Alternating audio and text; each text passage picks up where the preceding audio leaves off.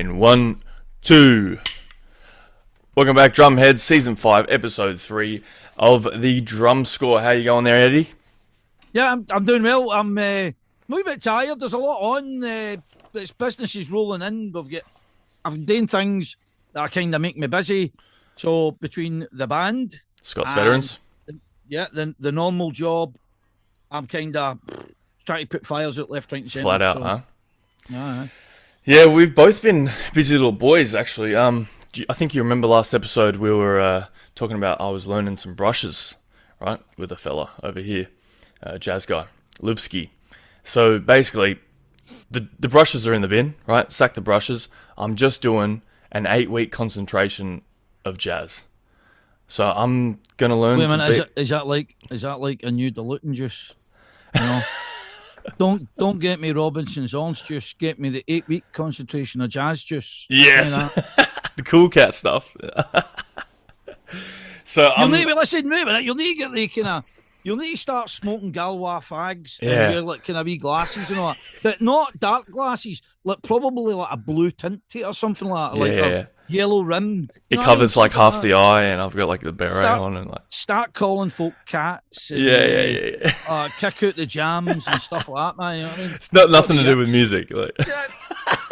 If you can pull that off, you'll get a gig. People like that. Must be some jazz drummer by He's good. He's good. He's got the power. So yeah, this concentration, it's breaking my brain, because basically what we've come to the conclusion is, right, and this goes to any of you pipe band folk out there that you think, oh yeah, it's been very humbling, because your brain, you think you can do it, and your hands, technically, you can do things, like you've got the technical ability, but making it all together, tying it all up, and doing it with your hi-hat foot, your bass drum, putting the snares in random places. It's a whole thing. Well, it's I would imagine I wouldn't really kind of like to venture into doing it for jazz, because it's hard enough to do like the 4/4 kind of. Yeah. 1, 2, and 3, and 4. I think that there's certain people that are gifted and they're good at it. Yeah. Somebody like me, I find it quite hard. I mean, I think most people can get a steady kind of backbeat, you know. Yeah. The floor type thing. Yeah. But I think jazz is I think, to be honest to you, mate, I'm going to be honest, it's about a mountain to climb. I mean, 8 weeks. I mean, it'll be like wax on, wax off. Mr. Miyagi will need to take you away and do all these kind of moves, and next thing he knows, oh my, that's a jazz move he's actually showed me, man. Yeah. And then they literally just kick me out the plane, and I just got to pull the parachute, and that's it. All I've got is 8 weeks of drum, just jazz drumming behind me. You know I climb mountains. Anyway. Moving on, we've got a guest on tonight. Yep. I've known him personally. Yep. He's been a poster boy for tattoos. Yep. Which is, we're going to discuss that as we go on in the show. But basically, as you know, and you're getting ready to jet to, the Australian tattoo, or the Royal Edinburgh Military Tattoo, is currently in Australia. Yes. Which, by the way, I have to do a big shout out to Mr. Willie Crawford of Two Scots and Neil over in Signals, helping me out with tickets, getting my whole traveller family together, taking me up, and we're all just jetting up to Brisbane for the first time, by the way. I've never been there before. Heard it's a bit in Brisbane. It's about what? It's about provincial. Let's just say they'll be glad there's a tattoo there this weekend. But I'll give them all something to do. Come on, go see this. Go see the circus. Here's a high. The light. But cheers to those boys. Thank you so much, and I'm really looking forward to seeing the show. Well, that's part of the reason I'm wearing the OG T-shirt, right? Because I've seen some photographs. Well, one photograph was sent to me from Happy Meal, William Paul, and he and Paul McAtee were wearing the T-shirt. Nice. And I know that you and Gordon's got the T-shirt. So I know that's definitely 3 folk on that tattoo. Yes. It's cutting about with your merch. And if anybody catches me on the Sunday, so hopefully if you do see me, in some instance, you grab me and I may just have a shirt for you. Oh! Well, I'm loving this. Just keep that a little secret for our viewers here. But listen, and make sure that if they come up, don't just get TMD, right? Make sure they actually watch the show. Ask them questions like, what happened in Series 4, Episode 3? Yeah, what guess was You know that? what I mean? We questions. Well, you're not obviously a fan. You don't watch the show. In fact, you don't get a T-shirt. It's not good enough. I think we need to bring that kind of thing back where people need to earn it. You need to earn the actual. Oh, just give us a T-shirt. Just give us your T-shirt. No. No. It's not happening. Right, so without much ado, our guest is Mr. Rab McCutcheon. Let's get him on. Mr. Rab McCutcheon, welcome to the Drum Score, mate. Nice to have you. Gentlemen, how you doing? Well, Good. Magic, it's really good to have you on, Robert. Been a long time. I've been threatening it for ages, so at last you're here. It's good to have you on. And actually, your face is quite like people just know who you are, right? And it seems to be you get into the pipe band world and people are like, oh, Rab McCutcheon. But for people who don't know you, would you tell us a little bit about yourself? It'd be good to get to know you, sort of. Now we can finally have you on, man. I know, aye. So a lot of people possibly have known me through Facebook or the Army School of Bagpipe Music in Highland Drumming, because I've just no long finished as the senior drum major, the British Army for pipe band for Highland Drumming. I was posted at the Pipe School in Edinburgh. It's been a whirlwind of a career over the last 25 years, but 25 years. Yeah, that's me finished now. But social media. Yeah, as I say, a lot of people know who I am through that side of things, all over the world, from America to Australia to Scotland. Yeah. To anywhere. Even Lark Hall, Robert. Even Lark Hall. I mean, it's all just through the job that we've done and through all the gigs that we've been covering over the years, and particularly in that position as well. Plus the success we've had with the Civi pipe band world, with the Glasgow Sky. Yes. See before the T-shirt tonight. Look at that. See that the Highland coup is bold. See before we go down that road about playing with Glasgow Sky, right? Obviously, we've got quite a lot to talk about you, because obviously you've achieved quite a lot. What I would say to you is where did it all start? How did you start drumming? Where was it? What happened? How did you end up becoming a pipe band drummer? Well, way back when I was a young boy, I was about 6 or 7, and you might think this is quite a cliche, it's quite ironic, or you're talking a lot of rubbish because all this has happened in the background. But where it actually started was I'm from a wee town in the Ayrshire called Girvan, right? And Girvan isn't a big place, all right. But when you look at the grand scheme of things that I'll go into in a minute, it's bigger than what you think when it comes to pipe and drumming and army sense, etc. So I was about 6 or 7 years old. My dad was a bass drummer, my uncle was a tenor drummer, my other uncle was a piper, and they all played with the local pipe band. And I used to go to the Boys Brigade, and they had their band and that, and they had pipers, and I said to my dad I wanted to start drumming. And he says, right, I'll take you to the band. So he took me to the Girvan band, and I started drumming there, and it was like, you were just a young kid. Nobody was really taking an interest in you. It was like, you're going to tenor drum. I was like, I do want to be a tenor drummer. And then my dad was friends with a gentleman in Girvan. He used to be the driving instructor. His daughter was actually my primary 3 school teacher. Right. His name was a guy called Sandy Dingavel. And he was a former pipe band judge back in the day. Played with all the bigwigs, played at the top level. So he said to me, he says, I'll take you on, son. So I used to get on my bike and my sticks and pad in my carrier bag and cycle up to his house every Tuesday night. And that's where it all started. And I tell you what, he didn't let me sit down. I had to stand at the kitchen bunker and practice. Proper old school, and everything was all handwritten and that. And he started me off, and then I played with the Girvan band and things. And then I was, again, when I was young, I used to watch the Troop the Colour. Oh yeah, with my papa, right? And I was only young, and I said to him one day, I said, I'm going to be that guy on the Troop the Colour. I said, I'm going to do that. And he's like, aye, whatever. Sadly, he wasn't here to see me to actually do it. But I ended up being that guy on the Technicolor, one of the 5 drum majors on the front in 2017. So unreal. Like drumming career-wise, it was mental. I was younger. I think when I got to about the age of 13, 14, I knew I wanted to join the army. Yeah. Right. Okay. Yeah. That's kind of where it started. About 13, 14. So you at that age, you're like, in your mind, in your world, you're like, right, that's my mission statement there. I want to be part of that. That's what I want to be part of.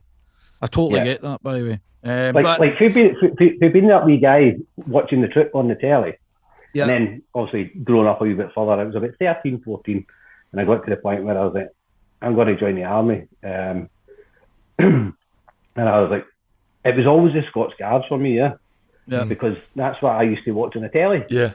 But I wasn't, even though the Scots Guards recruit from everywhere, right? Yeah.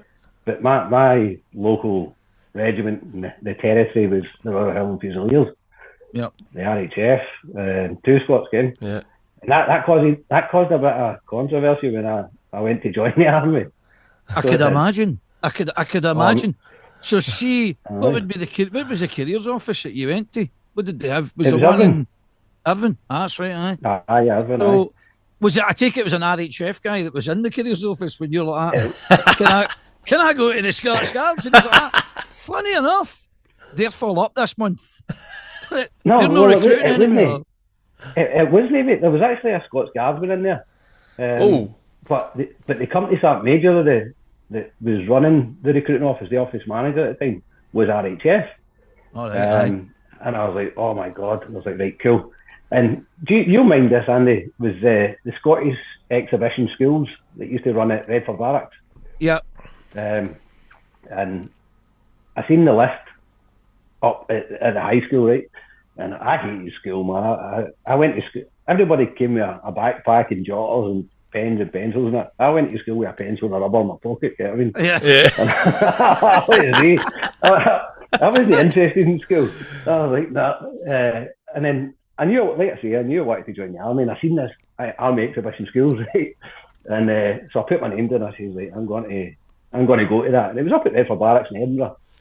And I went up and says, I want to go to the pipes and drums platoon. And remember the pipes and drums block that was in Redford, Andy? Where the Highlanders and all that were, the band block was. And I went in there, and there was a boy, Brian Herriot, right? Who was a local Girvan guy, but he was actually a Land Sergeant Piper in the Scots Guards, but he was attached to the recruiting team. And I went in and I was sitting around the table, and God rest his soul, or Neely Sloan was sitting there, Ken. All right, aye. And he was there, he was playing at the event, and they're like, oh, I've got a drummer on that. He's like, right, show me what you can do, blah, blah, blah, blah. He's like, right.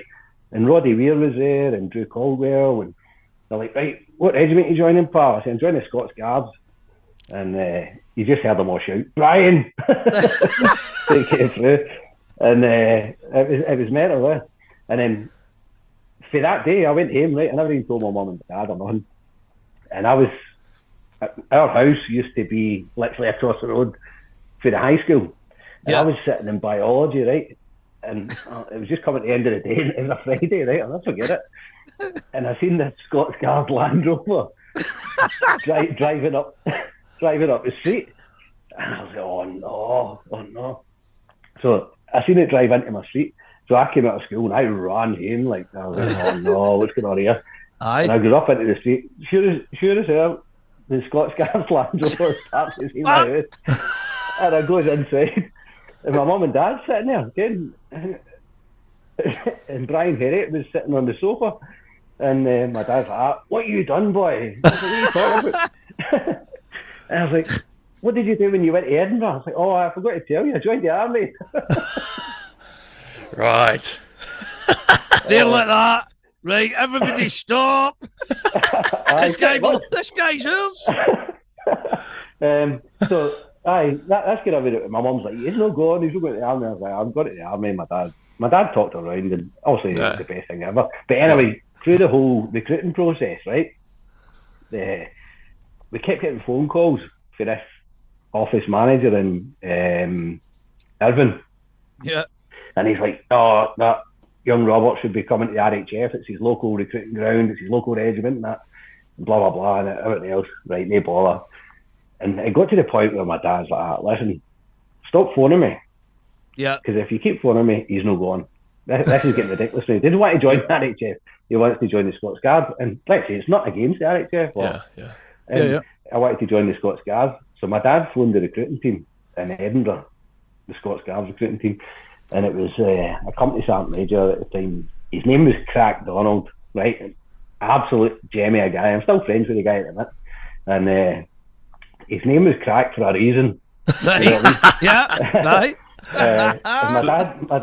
My dad phoned him up and he says, like, listen, he says, if I get another phone call for this saying that he's not coming to the Scots Guards, he's going to hear he says he's not going anywhere. And Crack just said, Mr. McCutcheon, he says, give me half an hour and I'll sort this out. Give me shoes. 45 minutes later, he phoned me back and said, that's it, sorted. Crack jumped in a Land Rover, drove to Irvine. Spoke to him. Face to face. Face to face.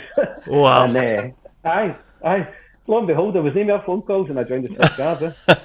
That's listen, that should be, you know what I mean? That's how you do it. I like that. So that was you in, right? And you obviously done your training and all that kind of malarkey, right? So when was the first time that you realised that you were probably in a position of responsibility and that you could kind of see it working for you, if that makes sense? So do you know what I mean? As a jock, right? As a wee soldier jock guy, right? And you're in the band, you maybe have aspirations, but you can't really see the path yet. Does that make sense? I know, 100%. At what point did you go, do you know what? It might be me.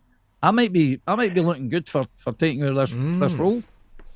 So I always set my ambitions one at a time. I never joined the army. Well, apart from when I was a wee boy, I said I'm going to be that guy in the telly. Yeah. I always kind of set your ambitions one at a time.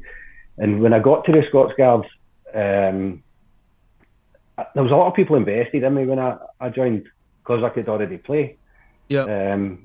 And the first one was when I went to the piping school. When I joined, I got to the battalion, sent me to the piping school, and he says, right, you're going to go and do your class 3 test. I was like, all right, because I'd already done the RSPBA syllabus when I was younger, but you need to do the army one. Yeah. So they sent me straight up there and they says, right, you need to go and do the theory test, the practical test and all of that. No bother. So I went up to the piping school, up the train for London, all the way to Edinburgh. And I'm sitting in a 20-man room, just a young boy, on one of the class 3 courses, Andy. And they're all looking at me going, who's this guy? And I'm like, who are these people? And I'm trying to study for this thing with a heat torch underneath the covers when everybody else is coming in for a Friday night, you know. I was going to say. And the leading drummer at the battalion at the time was a guy called Alan Richmond, Right. Albie. His name was. He's for Motherwell, Larkhall area type, Right. gleaming guy. And I phoned him at 3 o'clock in the morning. He must have been like, "Who are you phoning at this time?" So I phoned him and said, "Mate, I'm not passing this test tomorrow." And his exact words were to me. He says, "Listen, me man, see if you don't pass the test, you're not coming to America in 2 months' time." And I was like, "What do you mean?" He says, "Because if you don't pass the test, you need to go on a 6-month class 3 course and sit about and do nothing because you can already play, but you can't pass the theory." Right. I was like, right, no dramas. I'm passing this, so I sat up on it. Hey man, sticks in the eyes and all that. I was like, sat them on. So anyway, I passed everything and phoned them up. I says, I hope my flight's booked because I'm coming to America. Yes. Sorry. So that was kind of, I knew that I had a place in the Scots Guards at that point. Nice. So I'd been there a couple of months, went up there, I knew I had a place. And then my next protocol was to build my reputation in the battalion and things in a playing capacity within the band and take over as leading drummer. And I got there quite quickly. But promotion, that side of things was a big thing in the Scots Guards. Like a position of like appointment. You had to have rank and everything else and all that. And I had done my knees in when I was on my first promotion cadre, so I had to go over that and to progress. But like I say, there was people looking out for me. Not looking out for me, but they knew where I was going to go. They had a vested interest in you going. Aye, they did. Going Aye, forward. they looked aye. And then, so I managed to become the leading drummer, and it was brilliant, and it was gleaming. But again, like you say, that sense of responsibility, you're like, this is not just me being a jock in the band or whatever. You've got to make sure that this is done, that's done, everything else. And then the next point was, right, I want to be an instructor at the school. That was my next kind of point. That was my aiming marker. And I got there in 2010. Was that, was the school then, 2010 school, is it obviously in Struer? It was at the... It was in Struer, aye, yeah. Well, I done my first drumming course. After I started testing, that was with Drum Major Pete Toole, the Highlanders. And that was in 2002. And then went through there. I ended up finishing my class ones in 2007.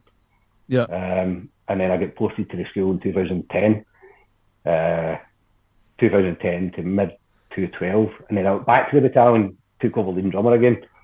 And then 2015, March 2015 was when I took out appointment as drum major of the battalion. So it's mentally, I think, 11 years ago. So, Rab, during this time, all these years, right, and you're lead drummer, you've got gigs on regular, right? Like you're traveling and constant.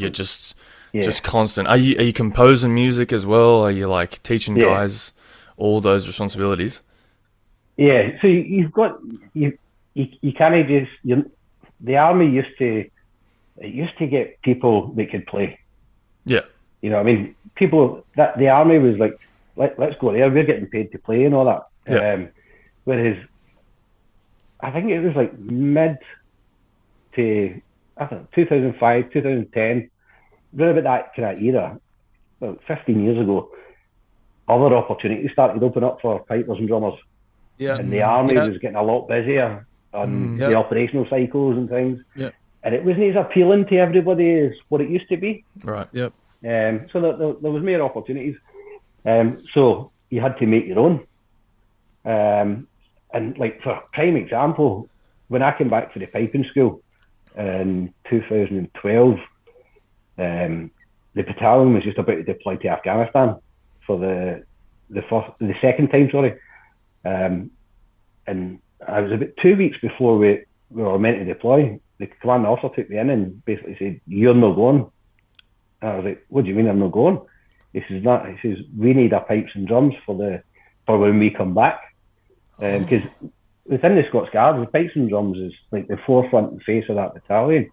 And at that time, we only had, when I came back to the piping school, we only had 3 drummers there.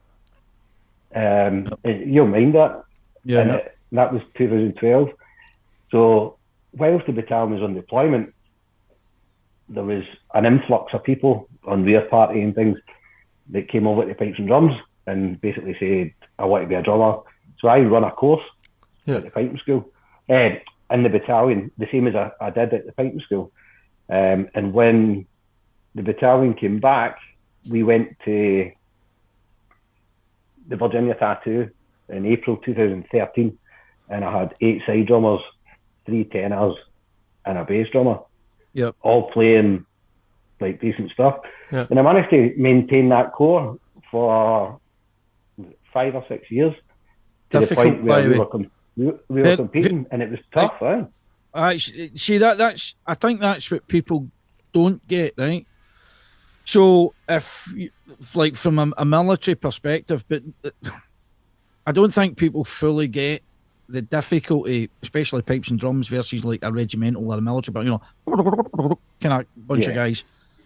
What they don't kind of get is the fact that if you're the lead drummer of a military band, an army band in particular, right, and you're trying to keep your core in Civvy Street, right, or in a civilian pipe band, you get these guys to come down and go, all right, I want to join whatever Hoddy Doddy pipe band or grade 4, and we're going to go up. And then it's like moss, you gather more and more drummers. And as you gather more drummers, and this is in a civilian band, as you gather more drummers, right, it's like a queue, because people see a queue, they want to join the queue and they think, oh, they've got momentum. I want to go to them, right? In the army, it's the exact opposite. You start off with guys, and you've worked to get these guys, and you might end up, you're like, oh, get a core, like you're saying, a core of 8. That's amazing, right? Yeah. But then what you'll soon find is within you reaching that kind of pinnacle where you would be like, right, now we can build on this. This is us now got the numbers where we can actually drive forward. All of a sudden, somebody will be medically discharged, or 3 guys have got to go to the Falklands with Delta Company. They're not coming back for the next 6 months. Oh, we've just been put on operations in such and such a place. Yeah. And the guys get moved. You're like, where's my core? No, you don't really. You have a core on paper, but you've not really got them in the practice hall. You know what I mean? So it's actually it's amazing that you've achieved that. If anybody's got a core of kind of like a half size of that, like 4 solid drummers or 5 solid drummers, and then plus that, you're like, wow, because it's just trying to keep up. It's like grains of sand going through your fingers. You're like, you're not holding on to these people, and then they've got a career and they need to get moved. Oh, I want to get posted. I want to pick up my rank here. You don't get to keep these people. That's so. I salute. I salute you for saying you guys. Come on, that's banging. But the 8 boys were all homegrown. Well, not all of them. 2 of them were homegrown. No, 2 of them were players. The rest of them were homegrown. And they turned out to be like great players that could compete at a grade 3 level and they bother. And they did when they went to America, and then we done the competing season. I think it was 215. I think it was. We went out with the association band and that, and they held their own. Like the boys done brilliant. But the thing is, you can yourself, when you've got an army band, if you want to go and compete, that's on top of all the other commitments you've got to go. So you're taking the time off of these boys at the weekends, at night times, and all that kind of stuff. And that's what kind of drains a lot of people. It's not for everybody. Yeah. Well, they have to really be wanting to do it. You must be. Well, that's it. But like I say, it's ingrained in people, but they only want to do it, and they can only do it for so long. You know what I mean?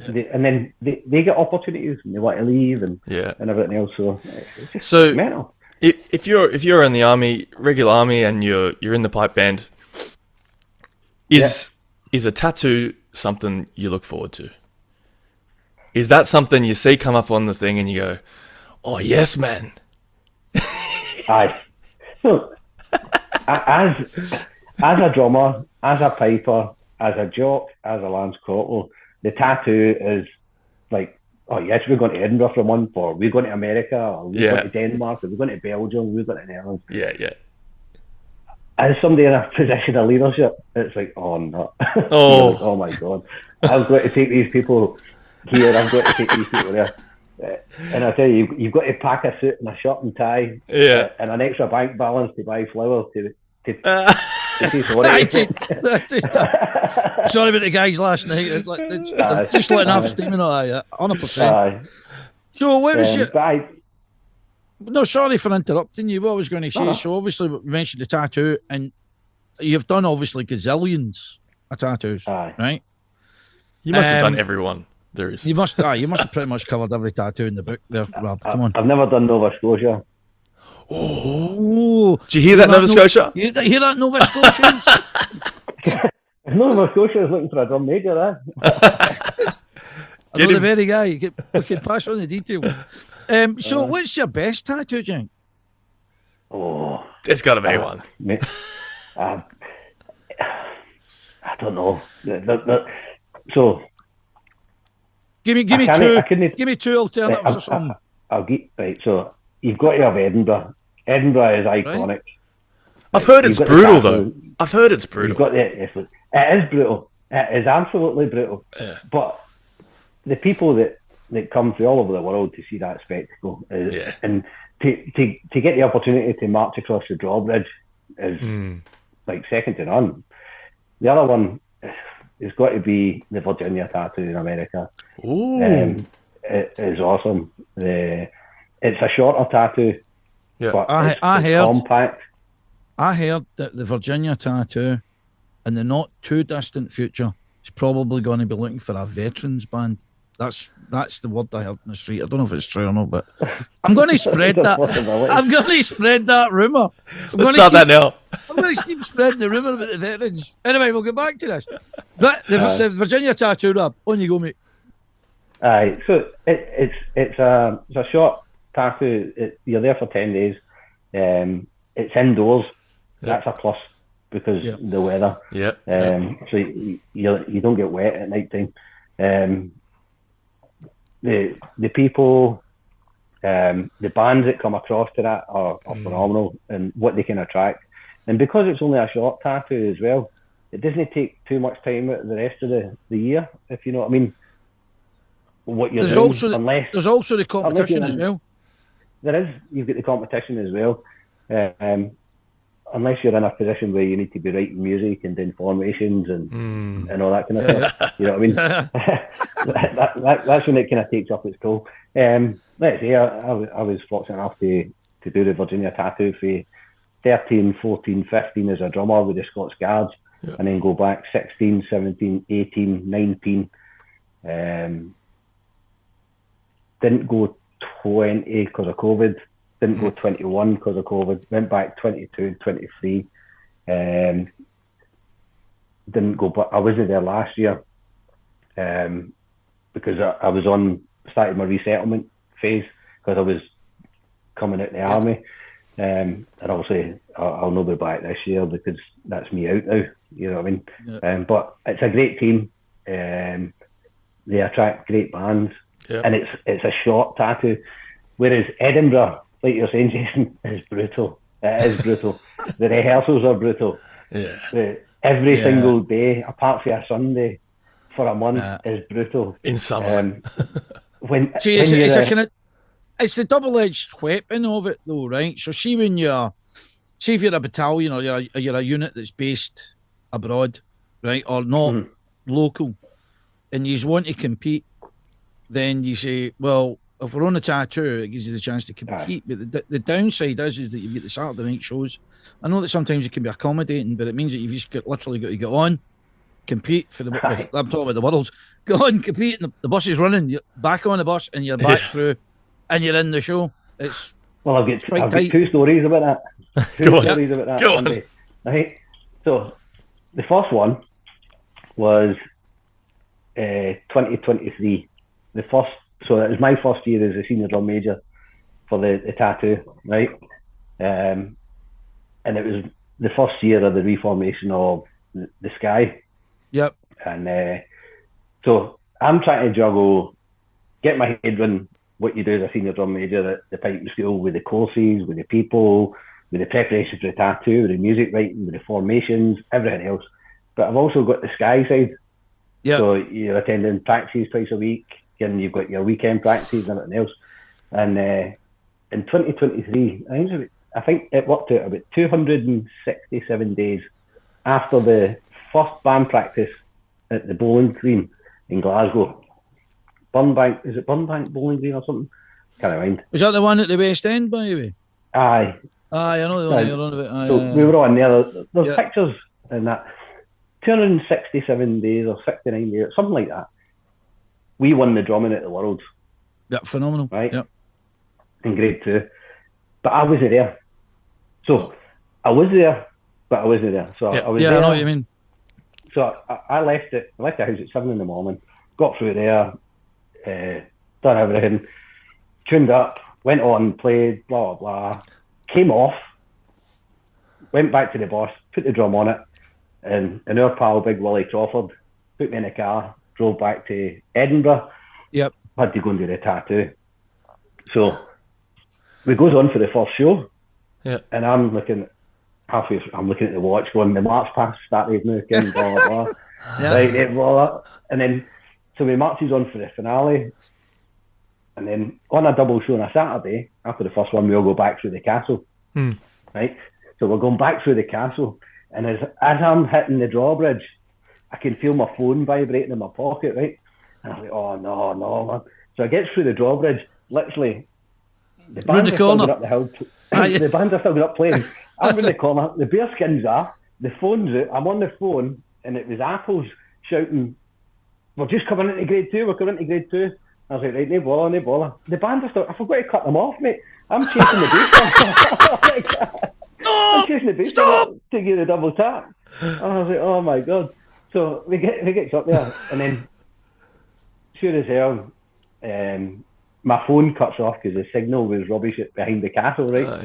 And as I'm walking up the top, everybody's coming up and congratulating me. I was like, what's happening? Like, he's like, you just won the drawing at the World.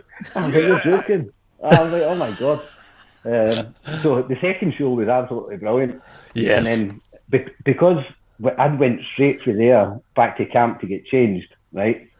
All I had was my kilt and all that, right? Yeah. So we went back to the mess that night, and I got upside down in the mess. And got home about 4 o'clock in the morning. But when I get changed out of my uniform, the only thing I'd left to put back on was my kilt. And to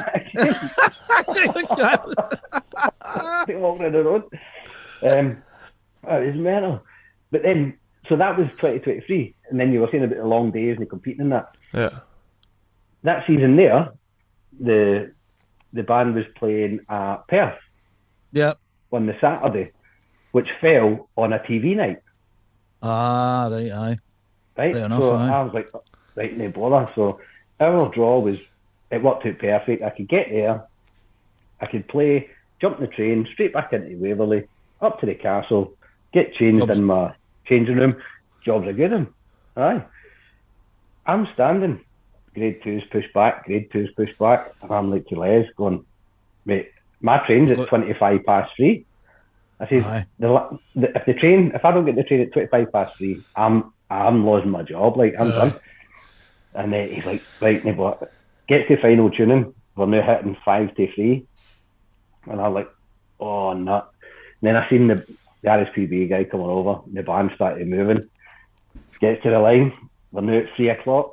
I was like, oh, no. And it was medley as well. So, jeez, I'm sweating now. I'm sitting here with, I've got a dodgy hat, I'm like, get that rabbit problem head off. Marches into the circle, and I'm looking, and so we're playing along, and then I think we hit the slow air, and one of the guys' watches glimmered, and it's 10 past 3. I couldn't concentrate.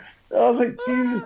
So, literally, as soon as we come off, I don't even think the pipey had said mark time and halt and all that. My drum was off. I'd handed it to one of the boys, grabbed my bag off him. I ran to the train station. I got on the train just in time for the doors to shut and get to Edinburgh. And I was like, oh, mental. I like it, but that's living in the edge, Rab. That's good. That is. You should kickstart that boy. That's put it. Aye, definitely. But on top of all that, and tattoos and things, you've got loads of other stuff that you do, Tim. Yeah. Like, you travel the world. Yeah. That's a big thing. I want to ask about Papua New Guinea. That's what I want to ask Papua New about. Guinea. Aye. Papua New Guinea was awesome. Yeah. Like, mental. Like, so surreal. Like, you would never even... I could sit here and tell you about it, and you're like, nah. No. Yeah. So, there was the Papua New Guineans were coming up for the anniversary of independence for Australia. Yep. And they've got 2 pipe bands in the army, the 1st Battalion Royal Pacific Island Regiment, the 2nd Battalion. And you might be familiar with these, Jason. The 1 RPIR and 2 RPIR. I'm not. No, Pacific Island Regiment. I actually had no idea that's a thing. Yeah, so they've got 2 pipe bands, 1 and 2, and what they were doing was they were trying to build a band, build their, like, both bands, and combine them together because they wanted to run a tattoo. Yeah, similar to what they do in Edinburgh and Brisbane and whatever that's happening in a minute, to celebrate the independence. So for the last 2 years, myself and the director of Army Bagpipe Music, Ross McCrindle, we've been going over to Papua New Guinea 2-3 times a year. Yeah. And and teaching Oh. the bands. So the 2nd Battalion were based in a place called Wewak. And we were meant to go up there and do a workshop, but our med cover and things wouldn't allow it. So they came down to us, and it was mental. So we rocked up into this camp, and it took us to the practice room, and the practice room was like this hut. Yeah. And you're in 33, 34, 35 degrees. It's absolutely melting, humid as anything. But they practice under the trees with a table and some plastic chairs and that. Yeah. So we managed to get them kit and equipment and all that kind of stuff. And these people were awesome. Nice. Awesome. They just wanted to learn. Yeah. And yeah. every time you gave them certain amount of things to work on and blah, blah, blah, and say, right, I'll be back in 3, 4, 5 months. You come back, they'd be playing that and they'd be itching for more stuff. Mega keen, yeah.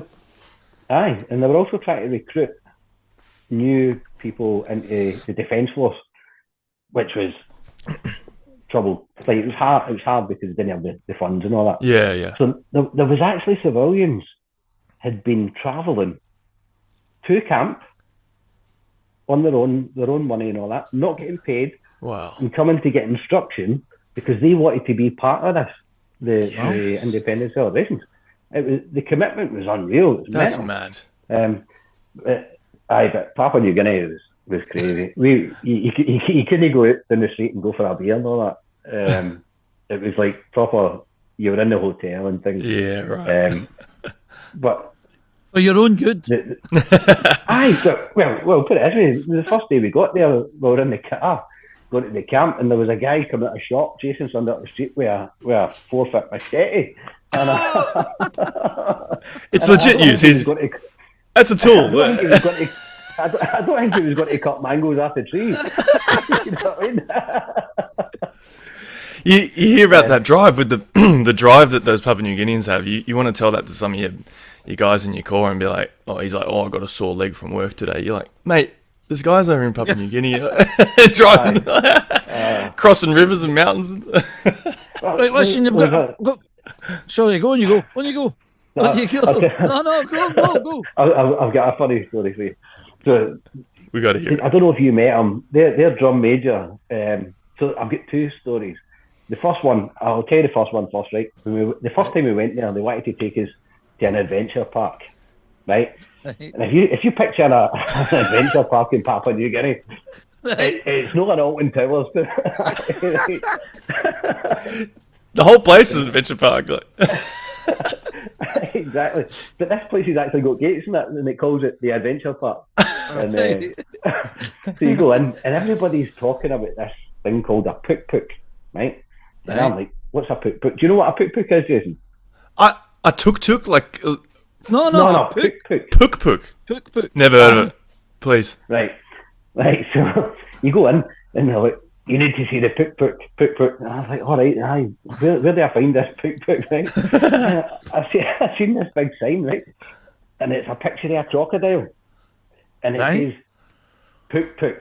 And I'm like, because they speak pidgin. It's a crocodile, puk-puk, right? Right. And I was like, right, no bother. So it says to the big Billy, he says, Billy, take us to the puk-puk. And he's like, oh. And he takes us down, right? And there's this big lake. And I swear to God, there's this old guy. Can't he really speak? And everyone else, he's got scars all up his arms. And he was saying, like, pay me money. I was like, Billy, what's he want? And he says, he wants money. I says, what am I paying him for? He says, pay him money and he'll show you. I said, right, no bother. So I gave the guy some money, right? Mate, I honestly couldn't believe what I was paying for. The guy jumped the gate. The guy jumped the gate into the lake with the crocodile, right? And he's got this yellow paddle, right? And he's bat on the water, right? Going, bah, bah, bah. And I was like, what are you doing, man? Next thing, this crocodile comes up to where he is. And he grabs it underneath the chin. And he kisses it. Oh. I'm standing going, that's going to bite your head off, mate. Aye. You're dead. And I was like, I can't watch this. Aye. God's honest truth. if I'm ever in Papua New Guinea, I'm wanting to see that. Take me to Puk. Take you to Puk. So get on to the next story. Billy, the drum major, and he was in the Troubles and all that back in the time when he was fighting with the PNGDF and all that. And up in Wewak and thing, there's a famous river, and where they were, they had to go from one end to the other, and the only way they could get there is through this river. Right. But the river's laden with crocodiles and alligators and that, right? Nightmare. And I was like, Billy, what do you do? And he says, oh, if you're a good man, then you will be blessed and the crocodiles won't touch you. And I'm like, what? And he just swam in the river. Oh, no. With the crocodiles. And apparently, this is the way that like their religion and thought process is. If you're a good man, the crocodile won't eat you. But if you've sinned and things, that crocodile's on you. Oh, my God. Tell you what, baby. That's one for the beans, isn't it?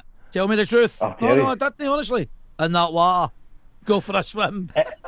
If you want, I can send you the video of the crocodile. Oh, my God. I want to see that. And I mean, you're still here with us, Rab, so obviously you're a good man and you've done the right thing. I was going to say, you never went in the water. Did you go for a swim? I'll tell you what I want to talk about, right? I want to talk about, obviously, that was then, and this is now.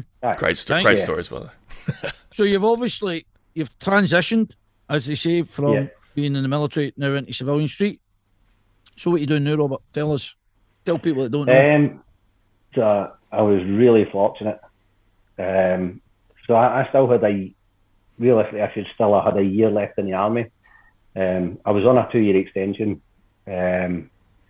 Basically, I mean, I'd completed my full service. I was on an extra 2 years.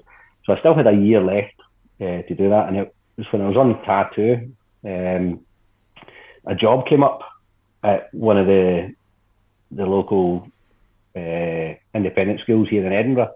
Yeah. And it was like your dream job. If you're coming from that job, or you're a drummer and you've got a teaching background through your history now, that's your dream job, leaving the army. So I applied for it. There was a few others in for it.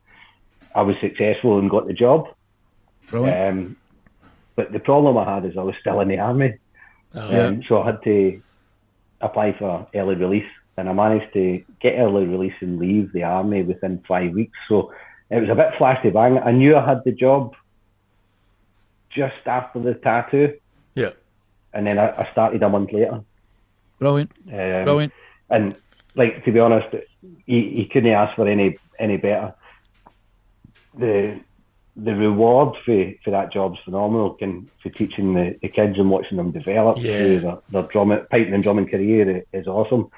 We're lucky enough to be at a position where we've got people at different stages of the programme, where we'll be putting the novice B band out at the majors this year, the indoors. We've got the Scottish Schools Pipes and Drums competition championships coming up. We've got a lot in the calendar for them, but to transition from the army to this job has just been phenomenal. That's awesome. I couldn't have asked for a better way to do it. It was amazing. By the sounds of it. I think it's great. I think you're the right kind of guy for that job. By the way, I think you've got the right mentality for it. Yeah. You know, there's certain people that maybe don't have that sort of kind of, I don't know, patience or whatever. So I mean, somebody like me that's impatient, you know what I mean? I've heard it be said. I've heard it be. Listen, the last 25 years teaching soldiers how to play drums. Yeah, that's it. It's not my fault. I've done nothing wrong. Anyway, so the thing is no, it's a good thing. I think it's the right job for you. So if you know the persons, you know that way, you're like that totally makes sense. I'm glad you've got it. But more importantly, Robert, right? Are you aware of the time the bus is leaving on Sunday? Oh, I certainly am. I can't wait. Right now, I'll joke aside, because everybody knows, right? that the veterans, Scottish veterans, are playing at the Rangers versus Hearts game on Sunday, right? And Robert's kindly enough to agree to support the band and play in the back rank with us, right? So, all joking aside, everybody knows that maybe it's no my dream match, right? But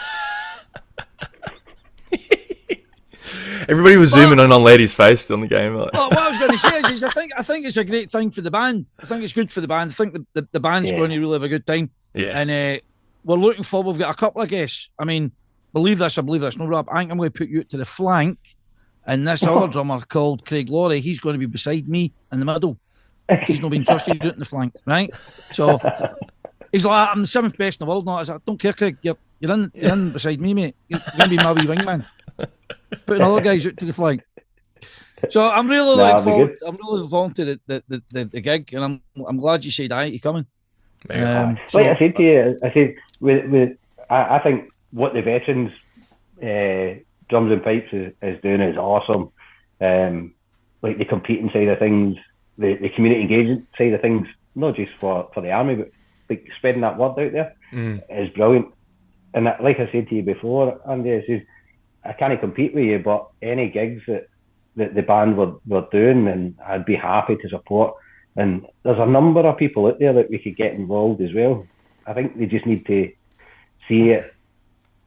I don't know. We had the chat. They need to see it evolve. I can see it evolve. I think it's a good thing. I think my main focus is obviously is the competitions. The guys need to compete, and we need to kind of get a stamp of authority at the competition side. We're never going to be. I don't think we're going to be like a Grade 1 band, but at the same effort, we need to make a good show of the band, and that's you can only maintain that standard by competing. That, you know what I mean? So that's sacrosanct. But apart from that, and I want to get another shout out. You were instrumental in starting off the Instru beating, revising that, and trying to open it up. So, if I'm going to plug that, and I know that you're now your successor, he's doing the same thing. I think it's taking place in April. Is it April 18th or something? It's 18th of April, Saturday 18th of April. So I'm still involved with it this year. Because there's been a lot of turnover at the piping school over the last kind of 6 to 8 months. And with me starting it off last year, it was successful last year. And I think it can just grow and grow and grow. The same as the Duncan Johnson. No, the Duncan Johnson, the John McClellan, the piping competition that they have at the piping school as well. So hence why we picked the April date, because the John McClellan runs in October. So you get the 6 month gap. It also helps drummers get into the flow of things for the start of the solo season and the band season and things. Gets you working. And it also, the biggest thing is we changed the criteria. Well, I set the criteria for the younger grades, so it was a lot more appealing, because not every 14-year-old person can play an MSR or whatever. So the criteria is set there to enhance the appeal for the younger players, so that they can get involved, not just inside, but in tenor as well.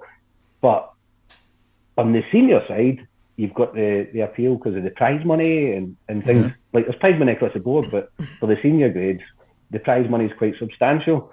But that's there to try and attract the bigger players, so that the younger players get something to aspire to. And they get an opportunity to sit and watch them and listen to phenomenal MSRs and horn pipe and jigs. And it's like no better iconic venue than the Army. Great sound room. Bagpipe, Helen Drummond to hold it.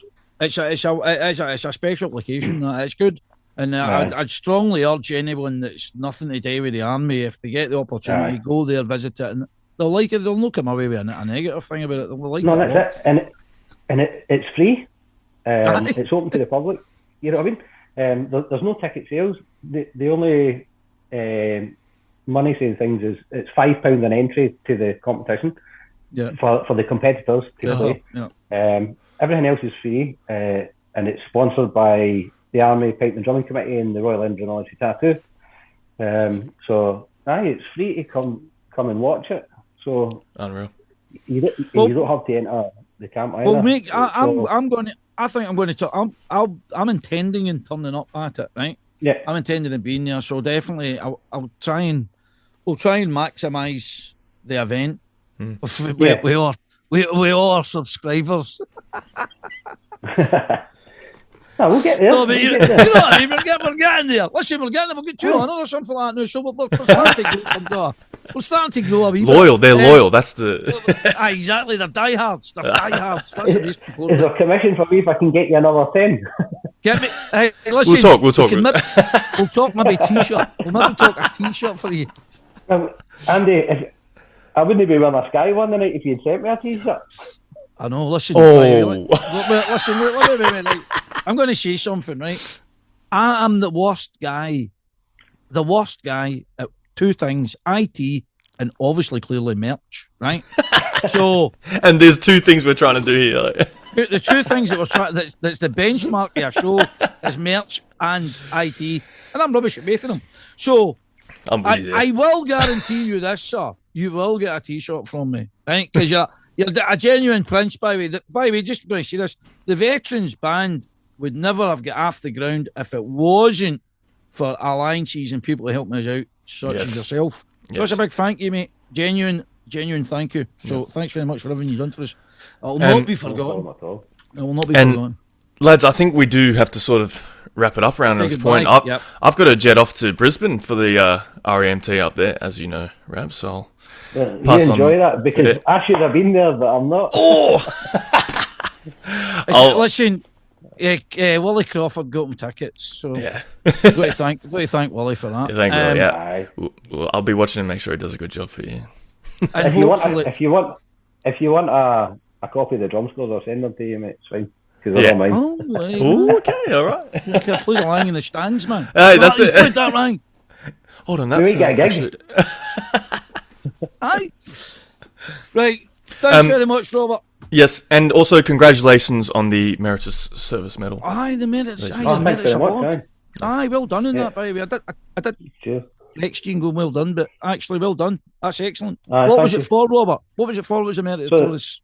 The Meritorious Service Medal is it's for outstanding service over the period of time I've been in the army, and contributions to not just your normal job, but everything you do otherwise. So, Yeah. like to the Papua New Guinea project, the Yeah. Midlothian Skills project, the Edinburgh Tattoo, the teaching side of things, just pretty much everything that So we're good. doing. So it's nice to be recognised for it. It is. Of You've- course. You've done some incredible things, and thanks for coming on, sharing those stories, man, because you had me absolutely sweating.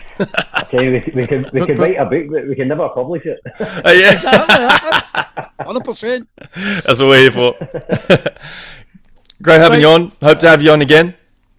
Thanks, No, Robert. it's been great. Cheers, Come Robert. heads. Very much. Cheers. Bye. Cheers. Cheers.